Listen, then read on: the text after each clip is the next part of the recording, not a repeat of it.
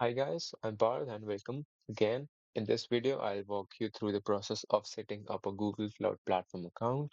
Whether you're a developer, student, or a business professional, GCP provides a powerful tool for cloud computing. Let's get started. So first of all, you have to head to the website cloud.google.com and then you have to sign in with your Google account. All right, so now you can see I have signed in on my Google Cloud platform. Now to basically start using Google Cloud features, I will head out to the console section of Google Cloud platform, which is present right here. All right, so I can just agree on the terms and condition. And so yeah, that's it. The Google account platform is actually set up right now, and now you can access different kind of resources, APIs, or any kind of things you want to access through the Google Cloud.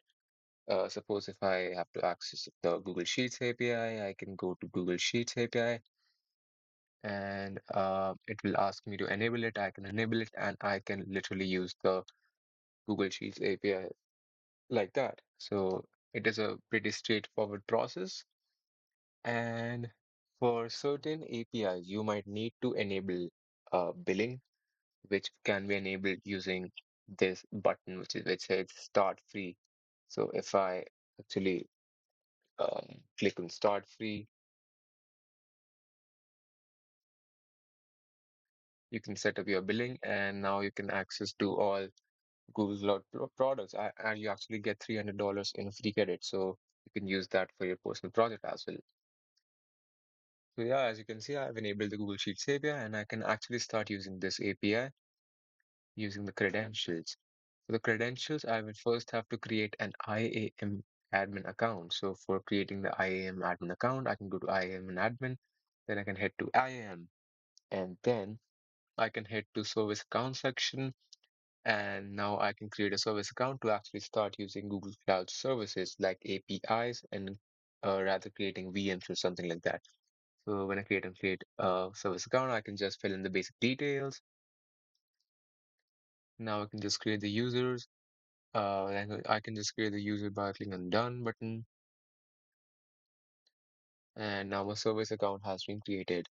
So for basically using the APIs, I actually need the credentials for which I need this service account to be functional. So now I can go inside this service account, and now I can actually create a key, which is needed for accessing API calls through your code.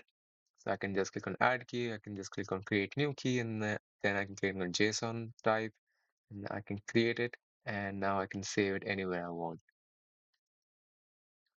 That's how saving the keys work.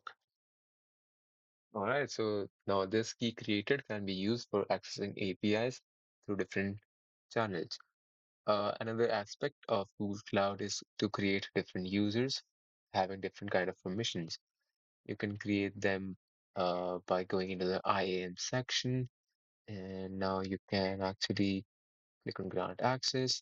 Now you can select the new principal. Supposedly, if you want to give permission to a new email ID, supposedly this email ID.